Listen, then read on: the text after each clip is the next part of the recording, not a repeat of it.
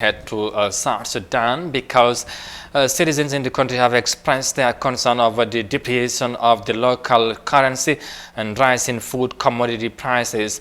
Authorities have eased almost all COVID-19 restrictions, but that has not improved the economic challenges by the global pandemic. Long years of civil war and the impact of the coronavirus has depleted the country's reserves, according to the central bank. Here are more details of that in this report. Almost all restrictions put in place due to the coronavirus, but the pandemic pulled oil prices down, the major export commodity for South Sudan. Now the country doesn't have enough foreign currency, yet businesses need to import goods and they need dollars. As a result, commodity prices are rising on a daily basis. Businesses are opened, schools are opened, but there is no money. The value of our money is gone. The dollar is very expensive. Things are very expensive in the market. Yet there's no money.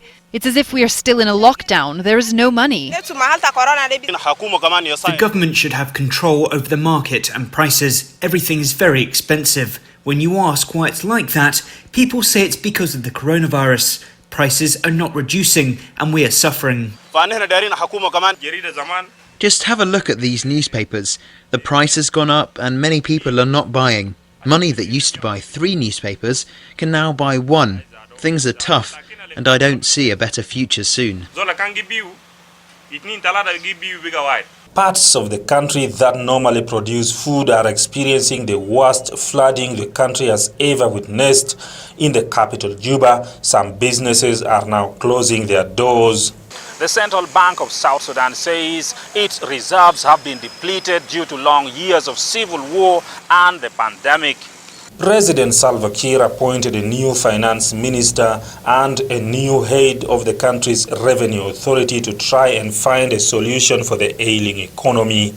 For the National Revenue Authority to be successful, there is a need for a corresponding success in the other institutions of government, whether it's the Ministry of Finance, whether it's the National Police Services, whether it's the Ministry of Interior, and so forth. South Sudan's over-dependence on oil means other sources of revenue such as taxation are not properly developed.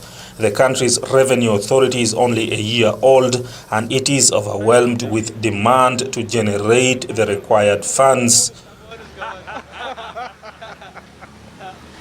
Long years of civil war and the impact of the COVID-19 pandemic affecting South Sudan's economy.